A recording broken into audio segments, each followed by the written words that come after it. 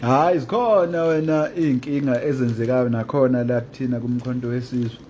Kukunikeza nje i-example amongst many examples that I could give you. Last month bekunama by-elections la eMsunduzi, eMsunduzi, which is Moses Mabhida region. Kube nokhetho by-elections ku-Ward 2 wakhona waseMsunduzi, ku-Ward 2 wakhona Msunduzi municipality lapha eSweetwater. Ololo khetho olwagcina luwinwe i-ANC. Why did MK lose that particular by-election? MK yaluza lelo khetho ngoba the MK decided to field 2 candidates ukufollowa ngabantu abawu-2.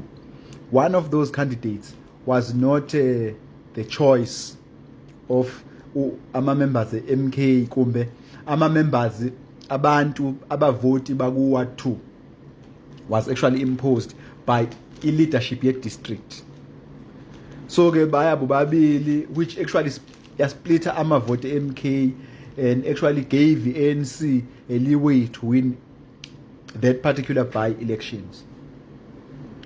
Enye example engakunikeza yona ileyo ukuthi i-leader ye-MK kwi-legislature la e-KZN isusiwe nomunye oprominent la kwi-region ye-MK ususiwe naye.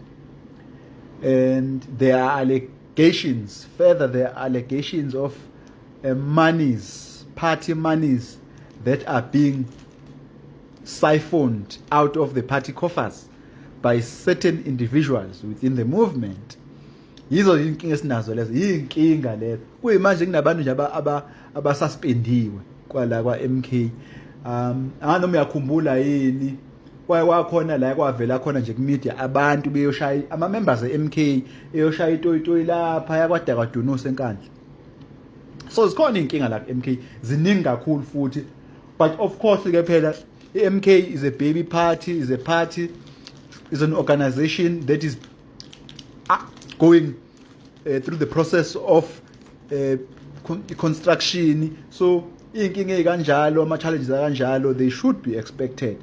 But khona zikhona inkinga la kwa MK futhi ke zinkulu azikho ncane, but ke we hope ukuthi ke isombululo zohlezi iqhamuka ngaso sonke isikhathi. Asibonge.